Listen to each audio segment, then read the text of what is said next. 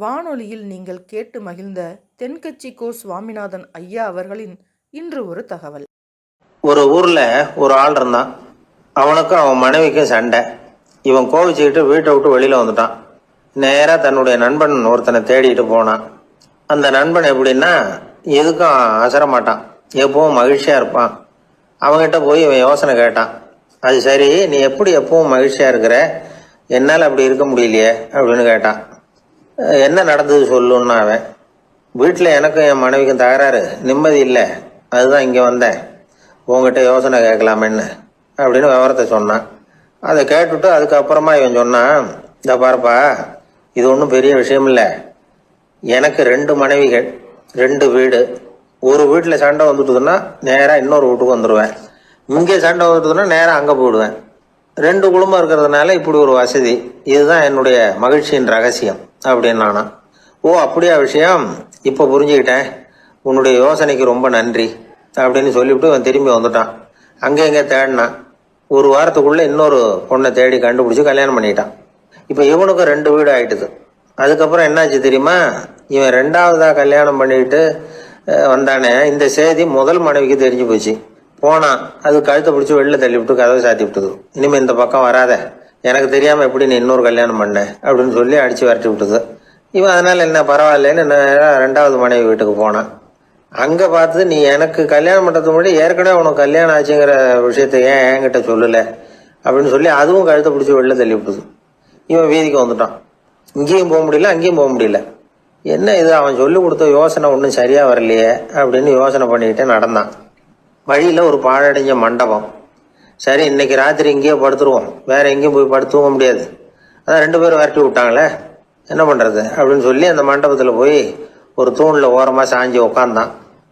அப்போ எதுத்தாப்புல இன்னொரு தூண் ஓரமாக யாரோ அசைகிறது மாதிரி தெரிஞ்சுது, லேசான இருட்டில். யாரப்பா அது அப்படின்னு கிட்ட போய் பார்க்குறான்.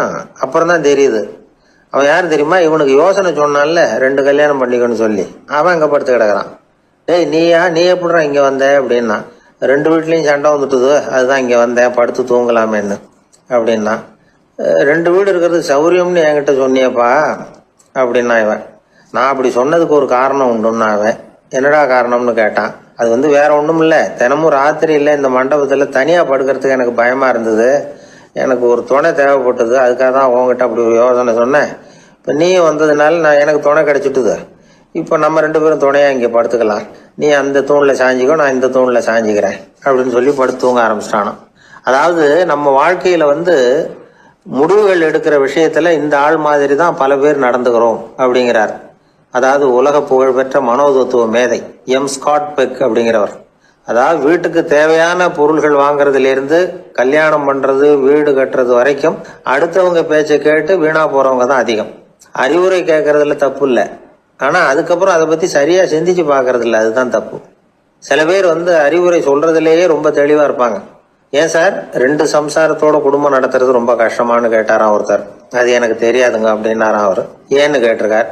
ஏன்னா எனக்கு 3 சம்சாரம் அப்படின்னாராம் அவர். இந்த உலகத்தில் உண்மையாகவே வேதாந்தம் பேசுகிறவங்களும் உண்டு, உள்ளுக்குள்ளே வேற மாதிரி இருந்துக்கிட்டு வெளியில் வேதாந்தம் பேசுகிறவங்களும் உண்டு. ஒரு ஆள் இருந்தார், அவரும் ஒரு கடை வச்சு வியாபாரம் பண்ணிக்கிட்டு இருந்தார். மகா கஞ்சன், யாருக்கும் எந்த உதவியும் செய்ய மாட்டார். எச்சில் கையென்ன ஈர கையை கூட உதற மாட்டார், அப்படிப்பட்ட மனுஷன். அந்த ஊருக்கு ஒரு முனிவர் வந்துக்கிட்டு இருந்தார். வருஷத்துக்கு ஒரு தடவை வருவார், 1 நாள் 2 நாள் இருப்பார், அப்புறம் போயிடுவார். அந்த முனிவர் வர்றப்போலாம் இந்த ஆள் எழுந்திரிச்சு ஓடி போய் அவரை வரவேற்பான். ரொம்ப பெரிய வேதாந்தி மாதிரி அவர்கிட்ட பேசிக்கிட்டு இருப்பான். காயமே இது பொய், வெறும் காற்றடைத்த பையும்மா, தர்மம் தலைகாக்கும்மா, பணம் என்ன சார் பணம், இன்னைக்கு ஒருத்தன் கையில் இருக்கும், நாளைக்கு ஒருத்தன் கையில் இருக்கும், எல்லாம் மாயம், எனக்கு தான் இன்னமும் இந்த சம்சார பந்தத்திலிருந்து விடுபடுறதுக்கு நேரம் வரலேம்மா. அந்த முனிவரும் இந்த ஆள் இப்படி சொல்கிறத கேட்ட உடனே, ஏப்பா அப்படி சொல்கிற, இப்போ கூட நீ சரின்னு சொல்லு, உனக்கு தீட்சை கொடுத்து இதிலேருந்து விடுபடுற ஞானத்தை போதிக்கிறேன் பார். உடனே அந்த ஆள் என்ன சொல்லுவான் தெரியுமா, ஐயோ சாமி, இப்போ அது எப்படிங்க முடியும், பிள்ளைங்கள்லாம் சின்ன சிறுசுங்க, அதுகளுக்கெல்லாம் ஒரு கல்யாணம் காட்சின்னு செஞ்சு கடமையை முடிச்சுட்டா நீங்கள் சொல்கிறபடி செஞ்சு விடலாமா. சரின்னு முனிவர் போயிடுவார். அடுத்த வருஷம் வருவார். இவன் வழக்கம் போல் வேதாந்தம் பேசுவான். சரி தீட்சை கொடுக்குறேன் வா அம்பார். பேரம்பேத்தியை பார்க்கணும், கோர்ட்டில் கேஸ் ஒன்று இருக்குது, அது முடியணும் அப்படின்னு தயங்க ஆரம்பிச்சிருவான். எல்லாம் சொல்லுவான், ஆனால் குடிக்கிறதுக்கு தண்ணி கூட கொடுக்க மாட்டான். ரொம்ப வருஷம் கழித்து மறுபடியும் ஒரு நாள் அந்த ஊருக்கு முனிவர் வந்தார்.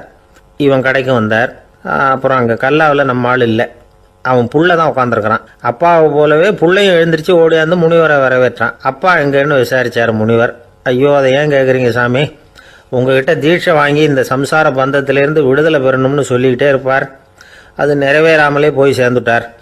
போன மாதம் ஒரு நாள் திடீர்னு நெஞ்சு வலிக்குதுன்னார். அவ்வளோதான், போட்டுன்னு போயிட்டார் அப்படின்னு புலம்புனான் பையன். இதை கேட்டதும் முனிவர் சிரிச்சாரான். அவன் எங்கடா போவான்? உன் அப்பா எங்கேயும் போகல, இதோ வாழை ஆட்டிக்கிட்டு உன் காலடியிலே இருந்துகிட்டு இருக்கான் பார் அப்படின்னு சொல்லி அங்கே நின்றுக்கிட்டு இருந்த ஒரு நாயை சுட்டி காட்டினாரான். என்ன சாமி சொல்கிறீங்க அப்படின்னு ஆச்சரியமாக கேட்டிருக்கான் பையன். உடனே முனிவர் அந்த நாயோட தலையில் ஒரு தட்டு தட்டி பேசுகிறா அப்படின்னாரான். உடனே அந்த நாய் வேதாந்தம் பேச ஆரம்பிச்சுட்டு தான். காயமே இது போய் வெறும் காற்றடைத்த பை அப்படின்னு தான். முனிவர் சொன்னார், அடே இப்போவும் ஒன்றும் கெட்டு போகல, நீ விரும்புனா சொல்லு, உனக்கு தீட்சை கொடுத்து என் பின்னாடியே அழைச்சிட்டு போயிடுறேன், அங்கே அழைச்சிட்டு போய் உனக்கு ஞானத்தை போதிக்கிறேன், வர்றியா அப்படின்னு கேட்டிருக்கார். உடனே அந்த நாய் சொல்லிச்சான், ஐயோ அதை ஏன் கேட்குறீங்க சாமி, நான் உண்ணாமல் தின்னாமல் ஏராளமான சொத்து சேர்த்து வச்சுட்டேன். என் பிள்ளைங்க அதோட பெருமை தெரியாமல் ராத்திரி நேரம்லாம் கதவை திறந்து போட்டுட்டு தூங்கிடுவாங்க. அதனால் இப்படி நாயாக பிறந்து ராத்திரி பகலாக சுற்றி சுற்றி காவல் காத்துக்கிட்டு கிடக்கிறேன். இப்போ எப்படி சாமி வர முடியும் அப்படின்னு கேட்டுதான். அறியாமையிலேயே சுகம் கண்டு இப்படி இருக்கிற ஆளுங்களுக்கு எப்படி விடுதலை கிடைக்கும், எப்போ விடுதலை கிடைக்கும் அப்படின்னு கேட்குறார் தசாவதானி, திருக்குறள் பேர் ராமையா. அவர் கேட்குறது நியாயம் தானே. இந்த காலத்து பையன் ஒருத்தன் அப்பா கிட்ட சொன்னான், அப்பா இன்னைக்கு நான் 1 ரூபா மிச்சப்படுத்தி விட்டேன் அப்படின்னு. நானும் அப்படியா, என்னடா பண்ணேன்னு கேட்டிருக்கார் அப்பா. டவுன் பஸ்ஸில் ஏறாமல் அது பின்னாடியே ஓடியாந்தேன், 1 ரூபா மிச்சம் தானே அப்படின்றான். அட பாவி, ஒரு ஆட்டோ பின்னாடி ஓடியாந்துருந்தா 10 ரூபா மிச்சமாயிருக்குமே, வேஸ்ட் பண்ணிட்டியே அப்படின்னாராம் அந்த அப்பா. கணவன் மனைவி அன்பாக இருக்கணும், ஒருத்தர் நல்லா புரிஞ்சுக்கணும், விட்டு கொடுக்குற மனப்பான்மை வேணும், அதுதான் ஒரு நல்ல குடும்பம். இன்னைக்கு பல குடும்பங்களில் அர்த்தமில்லாத சண்டைகள் தான் அதிகம். கிராமப்புறங்களில் வேடிக்கையாக ஒரு கதை சொல்லுவாங்க. ஒரு ஊரில் ஒரு ஆள் இருந்தான், வேலை வெட்டி இல்லாமல் சும்மாவே இருந்தான். அவனுக்கு கல்யாணம் பண்ணி வச்சாங்களாம். மனைவி சேர்ந்தா, சும்மாவே உட்காந்துருக்கிறியே, ஏதாவது சம்பாதிக்கிற வழியை பாரு அப்படின்ட்டுருக்கா. அதுக்கு தான் யோசனை பண்ணிகிட்டு இருக்கிறேன், ஒரு அருமையான ஐடியா அப்படின்னு. நானா, என்ன அது சொல்லு அப்படின்ட்டுருக்கா. அவ ஒரு ஆட்டுக்குட்டி வாங்க போகிறேன்ருக்கான். அதை வாங்கி என்ன பண்ண போகிறேன்னா, அந்த குட்டி வளரும், பெருசாகும், அதுக்கப்புறம் அது நிறைய குட்டி போடும் அப்படின்ட்டுருக்கான். சரி, அப்புறம் என்ன, அதையெல்லாம் சந்தையில் கொண்டுட்டு போய் விற்றுவிட்டு அந்த காசுக்கு ஒரு எருவு மாடு வாங்கலாம். சரி, அது எதுக்கு? எருவு மாடு நிறைய பால் கொடுக்கும், அதை கொண்டுகிட்டு போய் பால் பண்ணையில் கொடுப்பேன், அல்லது நானே விற்றுருவேன், கை நிறைய காசு கிடைக்கும். அதுக்கப்புறம் ஒரு பசுமாடு வாங்குவேன், பாலையும் விற்கலாம், நாமளும் காய் போட்டு சாப்பிட்லாம், இப்படிலாம் சொல்லியிருக்கான். அப்போ அந்த பொண்ணு சொல்லிச்சான், அடுத்த தெருவில் இருக்கிற எங்கள் அம்மா வீட்டுக்கும் கொஞ்சம் பால் கொடுத்து அனுப்பலாம் அப்படின்ட்டுருக்கான் அந்த பொண்ணு. இந்த இடத்துல கணவனுக்கு கோவம் வந்துட்டுது. அது எப்படி உங்கள் அம்மா வீட்டுக்கு எதுக்கு கொடுக்கணும், அதெல்லாம் முடியாதுன்றிருக்கான். இந்த இடத்துல சண்டை ஆரம்பமாயிட்டுது. கொஞ்ச நேரத்தில் 2 பேரும் சத்தம் போட ஆரம்பிச்சிட்டாங்க. கடுமையான சண்டை நடக்கிறத பக்கத்து வீட்டுக்காரன் காதில் வாங்கினான். அவன் ஓடியாந்தான். அவனுக்கு தெரியும், வாங்காத மாட்டுக்காக இப்படி சண்டை போட்டுக்கிட்டு இருக்கிறாங்கங்கிறது அவனுக்கு புரியும். அவன் ஓடி சொன்னான், ஏண்டா உன்னோட பசுமாட்டை ஒழுங்காக கட்டி போடக்கூடாதான்ருக்கான். என்னடா சொல்கிறேன்னா, இவன் உன் மாடு என் தோட்டத்தில் மேய்ஞ்சுட்டுது, பயிரெலாம் நாசமாயிட்டுது, 10,000 ரூபா அளவுக்கு சேதம், அதை வாங்கிட்டு போகிறதுக்கு தான் வந்தேன், குடுறா 10,000 நானா. இவன் அரண்டு போயிட்டான். அப்புறம் சொன்னான், டே நான் இன்னும் மாடே வாங்கலையே, அதுக்குள்ளே அது எப்படிடா உன் தோட்டத்தில் மேயும், என்னடா உளறேன்ருக்கான். நீ தாண்டா இப்போ உளறிக்கிட்டு இருக்க, மாடே வாங்கலை, அதுக்குள்ளே எப்படிடா உன்னுடைய மனைவி அவங்க அம்மா வீட்டுக்கு பால் கொடுத்து அனுப்ப முடியும் அப்படின்னு அவன் கேட்டானா. நம்மளால இப்போ தான் புத்தி வந்துதான், அர்த்தமே இல்லாத சண்டை போட்டுக்கிட்டு இருக்கிறோம் அப்படிங்கிறத அவன் புரிஞ்சுக்கிட்டானான். இது நம்ம முன்னோர்கள் சொல்லியிருக்கிற ஒரு கதை. சண்டையில் தான் அர்த்தம் இல்லையே தவிர கதையில் அர்த்தம் உண்டு. அதாவது இல்லாத விஷயங்களுக்காக சண்டை போட்டுக்கிட்டு இல்லறத்தை வீணாக்கிக்கிட்டு இருக்கிற மனிதர்கள் இன்றைக்கு நிறைய பேர் இருக்கிறாங்க. ஒருத்தன் தன்னுடைய மனைவியை பற்றி மாமனார்கிட்ட புகார் சொன்னானா, மாமா உங்கள் பொண்ணு அர்த்தமில்லாத சண்டை போடுறா, எதுக்கு எடுத்தாலும் எடுத்தெறிஞ்சு பேசுகிறா அப்படின்ட்டுருக்கான். நீ எப்படி மாப்பிள்ளை அதை சமாளிக்கிற அப்படின்னு கேட்டிருக்காரு அவர். அவள் எடுத்தெறியறது என் மேலே படாமல் ஒதுங்கி நின்றுக்கிறேன் அப்படின்னு நானா. இவன் ஒரு ஆள் வேகமாக நடந்து போய்கிட்டு இருந்தான். அவன் வேகமாக நடக்கிறதுக்கு காரணம் வெயில் காலம், காலில் செருப்பு இல்லை, மணல் பாதை, அதுதான் வேகம். காலில் செருப்பும் இல்லாமல் கையில் குடையும் இல்லாமல் அந்த ஆள் வெயிலில் நடந்து போய்கிட்டு இருக்கிறான். அந்த சமயத்தில் இன்னொருத்தன் குதிரை மேலே ஏறி அந்த வழியாக வந்துக்கிட்டு இருக்கிறான். அவன் காலில் செருப்பும் இருந்தது, கையில் குடையும் இருந்தது. நடந்து போய்கிட்டு இருந்தவன் அந்த குதிரை ஆசாமியை பார்த்து கேட்டான், ஐயா, நீங்களும் குதிரை மேலே உட்காந்துக்கிட்டு போய்கிட்டு இருக்கிறீங்க, அப்படி இருக்கிறப்போ உங்களுக்கு அந்த செருப்பு என்னத்துக்கு? அதை எனக்கு கொடுத்து உதவலாமே அப்படின்னா. குதிரை மேலே உட்காந்துருந்தவன் யோசனை பண்ணி பார்த்தான். இவன் சொல்கிறது நியாயம்தானே அப்படின்னு சொல்லி தன்னுடைய செருப்பை கழட்டி அந்த வழிப்போக்கனுக்கு கொடுத்துட்டான். ரொம்ப நல்லதுங்க அப்படின்னு சொல்லி இவன் அதை வாங்கி காலில் மாட்டிக்கிட்டான். அதுக்கப்புறம் மறுபடியும் இவன் ஆரம்பித்தான், ஐயா, நீங்கள் குதிரையில் போகிறதுனால போக வேண்டிய இடத்துக்கு வேகமாக போய் சேர்ந்துருவீங்க. அதனால் உங்கள் கையில் அந்த குடை என்னத்துக்கு? நான் நடந்து போயிட்டு இருக்கிறவன், ரொம்ப நேரம் நடக்க வேண்டியிருக்கும் இந்த வெயிலில், அதனால் அந்த குடையையும் எனக்கு கொடுங்களேன் அப்படின்னா. குதிரை வீரன் யோசனை பண்ணி பார்த்தான், இதுவும் நியாயம்தானே அப்படின்னு அவனுக்கு தோணுச்சு. உடனே இறக்கப்பட்டு தன் காலில் இருந்த செருப்பை கொடுத்தது மாதிரியே தன் கையில் இருந்த கொடையையும் இவங்கிட்ட கொடுத்துட்டான். அதுக்கப்புறம் அவன் நிம்மதியாக புறப்பட்டான். இப்போ மறுபடியும் கை தட்டி அவனை நிறுத்தினான். கீழே நின்றுட்டு இருந்தவன், என்னப்பா, ஏன் என்ன நிறுத்தின? இன்னும் ஏதாவது வேணுமா உனக்கு அப்படின்னா குதிரையில் இருந்தவன். இவன் மெதுவாக வாயை திறந்து, அந்த குதிரையையும் என்கிட்ட கொடுத்துருங்களேன்னா. அந்த குதிரை வீரன் இப்போ ஒரு கணம் யோசனை பண்ணி பார்த்தான். உடனே என்ன பண்ணான் தெரியுமா? தன்கிட்ட இருந்த குதிரை சவுக்கை எடுத்தான். குதிரை சவுக்கால அந்த ஆளை வாங்குன்னு வீசி தள்ளிவிட்டான். இவ்வளவு சவுக்கடியும் வாங்கிக்கிட்டு இந்த ஆள் என்ன பண்ணான் தெரியுமா? சிரிக்கிறான். அடி வாங்கிட்டு யாராவது சிரிப்பாங்களா? குதிரை வீரனுக்கு ஒன்றும் புரியல. என்னப்பா அது, ஏன் இப்படி அடி வாங்கிட்டு இப்படி சிரிக்கிறியே அப்படின்னு கேட்டான். இப்போ அந்த வழிப்போக்கன் சொல்கிறான், ஐயா, நான் இப்படி சிரிக்கிறதுக்கு காரணம் இருக்கு. இப்படி குதிரை கேட்டு உங்ககிட்ட அடி வாங்கலேன்னு வச்சுக்கோங்க, என் உயிர் உள்ள வரைக்கும் மனசில் ஒரு தவிப்பு இருந்துக்கிட்டே இருக்கும். செருப்பையும் கொடையையும் கேட்ட உடனே கொடுத்தவன் குதிரையையும் கேட்டிருந்தா கொடுத்துருப்பானோ அப்படிங்கிற பேராசையில் ஏங்கிக்கிட்டே இருந்திருப்பேன். இப்போ உங்ககிட்ட அடி வாங்கின பிறகு என்னுடைய அந்த சந்தேகம் தீர்ந்து போச்சு. என்னுடைய ஆசைக்கு எல்லை எது அப்படிங்கிறத எனக்கு புரிஞ்சுட்டுது அப்படின்னு சொல்லிவிட்டு அவன் நடக்க ஆரம்பிச்சிட்டானான். ஆசைக்கும் எல்லை உண்டு அப்படிங்கிறத விளக்கறதுக்காக வாரியார் சுவாமிகள் சொல்கிற கதை இது. இந்த காலத்துலேயும் ஒருத்தன் அது மாதிரி கொடை செருப்போட குதிரையில் போய்கிட்டு இருந்தான். எதிரில் நடந்து வந்தவன், ஐயா, உங்கள் கொடையை எனக்கு கொடுங்களேன்னு கேட்டான். உடனே அவன் குதிரையிலேருந்து கீழே குதிச்சு அவனை சாட்டையால் அடிக்க ஆரம்பிச்சிட்டான். இன்னொருத்தர் அந்த வழியாக வந்தவர் இதை பார்த்தார். ஏன்பா, அவன் கேட்டான், உன்னால் முடியலன்னா இல்லைன்னு சொல்லிட வேண்டியது தானே, அதுக்காக ஏன் இப்படி அவனை போட்டு அடிக்கிறேன்னு கேட்டார். உங்களுக்கு விவரம் புரியாது சார், காலம் ரொம்ப கெட்டு போச்சு. கேட்டதை கொடுத்தேன்னு வச்சுக்கோங்க, இந்த குதிரையே என்னோடது, அவன் திருடிக்கிட்டு போகிறான் அப்படின்னு என் பேரில் புகார் கொடுக்க ஆரம்பிச்சிருவான் சார் அப்படின்னா. அது எப்படி அவ்வளவு உறுதியாக சொல்கிறேன்னு கேட்டார் அவர். ஏற்கனவே அது மாதிரி ஒருத்தன் பேரில் புகார் கொடுத்துட்டு தான் இந்த குதிரையை நான் தள்ளிட்டு வந்துகிட்டு இருக்கிறேன் அப்படின்னார். ஒரு திருடன் ஒரு வீட்டில் போய் திருடணும்னு திட்டம் போட்டான். இருட்டுனதும் போய் திருடணும். ஆனால் ராத்திரி ஆனால் வாசல் கதவை சாத்தி உள்பக்கம் தாழ்பால் போட்டுருவாங்களே, என்ன பண்ணுறது, எப்படி வீட்டுக்குள்ளே போகிறது? இவன் யோசனை பண்ண ஒரு முடிவுக்கு வந்தான். சரி, பகல் நேரத்துலேயே யாருக்கும் தெரியாமல் இந்த வீட்டுக்குள்ளே நுழைஞ்சிருவோம், அங்கே போய் எங்கேயாவது ஒளிஞ்சிக்குவோம், இருட்டுற வரைக்கும் பேசாமல் இருப்போம். ராத்திரி எல்லாரும் தூங்கினதுக்கு அப்புறம் நைஸா போய் பீரோவை திறந்து இருக்கிறது பூரா எடுத்துக்கிட்டு ஓடியாந்துடலாம் அப்படின்னு திட்டம் போட்டான். அதே மாதிரி ஒரு நாள் மத்தியானத்துக்கு மேலே அந்த வீட்டுக்காரன் எங்கேயோ வெளியில் புறப்பட்டு போனான். வீட்டுக்கார அம்மா அடுப்பங்கரையில் என்னவோ சமைச்சிக்கிட்டு இருந்தாங்க. திருடன் பார்த்தான். இதுதான் சமயம்னு அந்த வீட்டுக்குள்ளே மெதுவாக நுழைஞ்சிட்டான். எங்கே ஒளியலாம்னு பார்த்தா வலது பக்கம் ஒரு ரூம் இருந்தது. அங்கே போனான். அங்கே ஒரு படுக்கை அறை, அங்கே ஒரு பெரிய கட்டில் இருந்தது. அதுக்கு அடியில் போய் பதுங்கிட்டான்.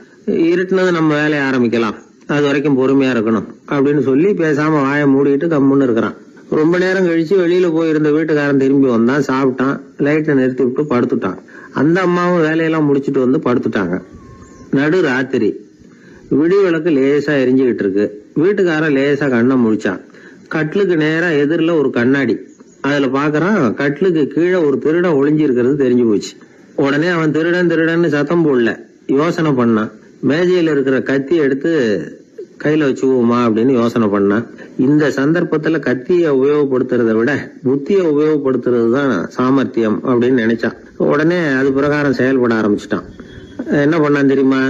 எதையும் வெளியில காட்டிக்காம ரொம்ப சர்வசாதாரணமா தன்னுடைய மனைவி கிட்ட பேச ஆரம்பிச்சான். மனைவியும் புத்திசாலி, அதனால அவங்களுக்கு தெரியும். அவங்களும் வீட்டுக்காரர் கேட்ட கேள்விக்கு பொருத்தமா பதில் சொல்ல ஆரம்பிச்சாங்க. இவன் கேட்டான், இந்த பாரு, நமக்கு குழந்தை பிறந்தா அதுக்கு கிருஷ்ணமூர்த்தின்னு தான் பேர் வைக்கணும் அப்படின்னா. அதெல்லாம் முடியாது. ஆம்பளை பிள்ளையா இருந்தா ஏகாம்பரம், பொம்பளை பிள்ளையா இருந்தா பங்கஜவல்லி, இதுதான் அவங்க மாமனார் மாமியார் பேர், அதுதான் வைக்கணும் அப்படின்னாங்க அந்த அம்மா. அதெல்லாம் முடியாது, நான் முடிவு பண்ணிவிட்டேன் கிருஷ்ணமூர்த்தின்னு கத்தனா அவன். இல்ல ஏகாம்பரம் பங்கஜவல்லின்றது இந்த அம்மா. வாதம் முத்தி போச்சு. கிருஷ்ணமூர்த்தி கிருஷ்ணமூர்த்தி கிருஷ்ணமூர்த்தின்னா அவன். ஏகாம்பரம் பங்கஜவல்லி ஏகாம்பரம் பங்கஜவல்லின்னு இவங்க கத்துறாங்க. ஒரே சத்தமா போச்சு. இத கேட்டதும் பக்கத்து வீட்டுல இருந்தவங்க, எழுத்த வீட்டுல இருந்தவங்க எல்லாம் எழுந்திரிச்சு ஓடி வந்து இவங்க வீட்டு கதவை தட்ட ஆரம்பிச்சுட்டாங்க. தட தடன்னு. இவன் சாவகாசமா எழுந்திரிச்சு போய் கதவை திறந்தான்.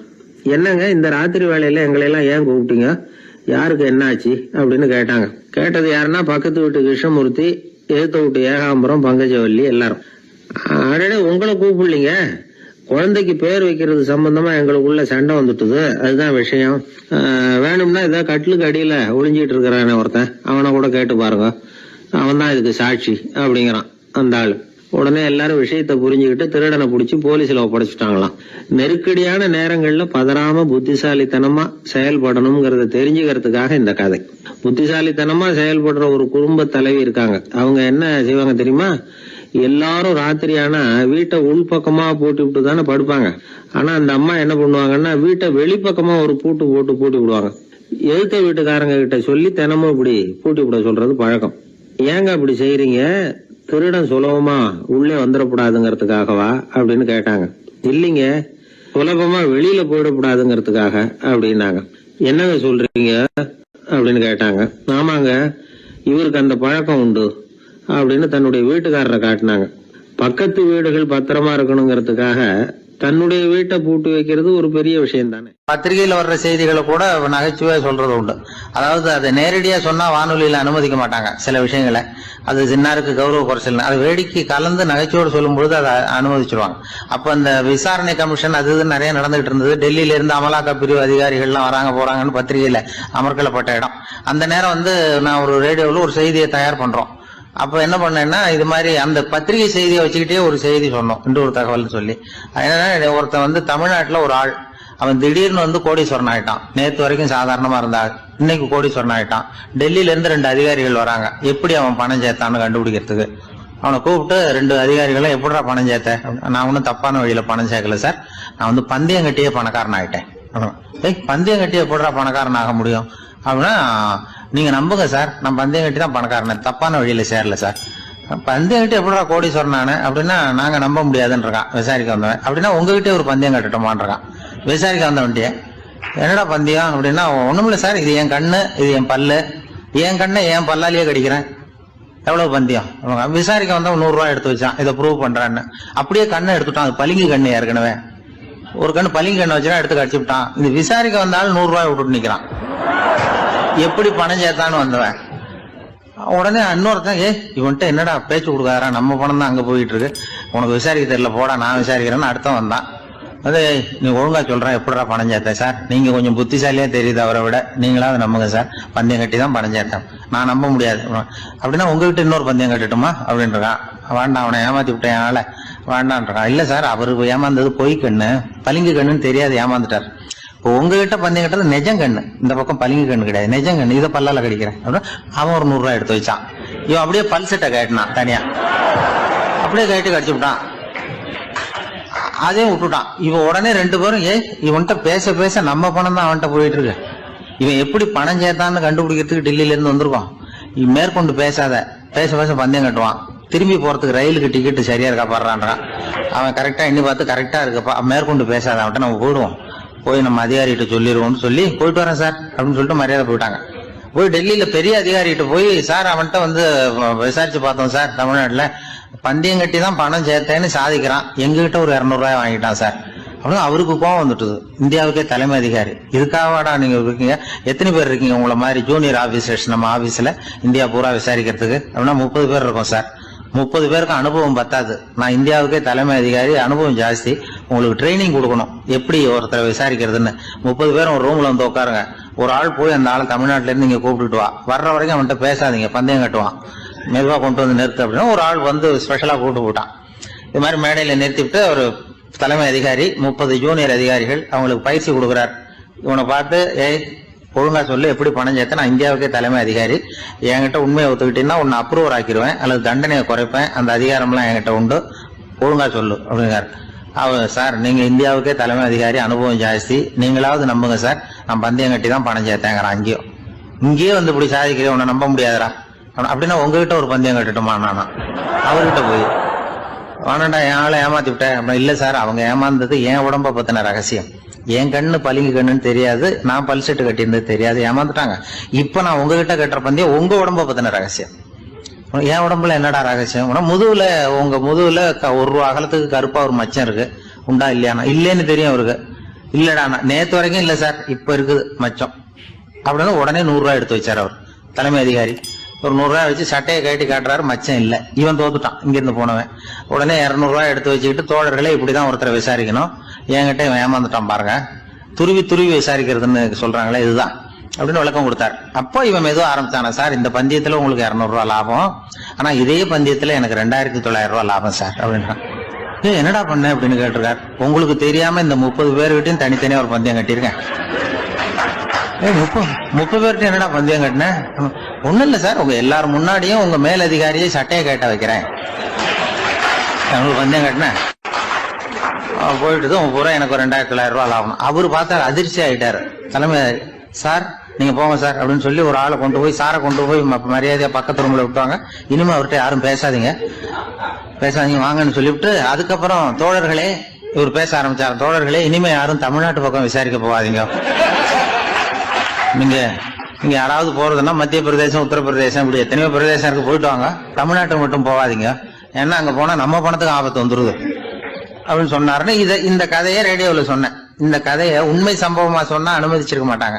இந்த நகைச்சுவைக்கு உள்ள மரியாதை என்னன்னா, அது ஒரு கதை மாதிரி உண்டு பண்ணி இப்படி சொன்னதும், இதுல என்ன என்னுடைய விசேஷம்னா, இந்த ஸ்கிரிப்டை வாங்கிட்டு வர சொல்லி மந்திரியினுடைய பிஏ வந்தார். ஒரு மந்திரி அப்ப இருந்தவர், அவர் பிஏ அடிக்கடி வருவார். வந்து இந்த போன நேற்று முந்தா நாள் ரேடியோவில் சொன்ன அந்த இன்னொரு தகவல் காப்பி ஒண்ணு வாங்கிட்டு வா அப்படி இப்படின்னு கூப்பிடுவார். மேடையில பேசுறதுக்கு எங்களுக்கு தேவை, உபயோகப்படும்னு கேட்பார். அவரு இந்த நிகழ்ச்சி வந்தப்போ உடனே அன்னைக்கு வந்துட்டார் அந்த பிஏ. இன்னைக்கு காலையில சொன்னீங்களே சார், மந்திரி கேட்கிறாரு மேடையில பேசுறதுக்கு அப்படின்னு.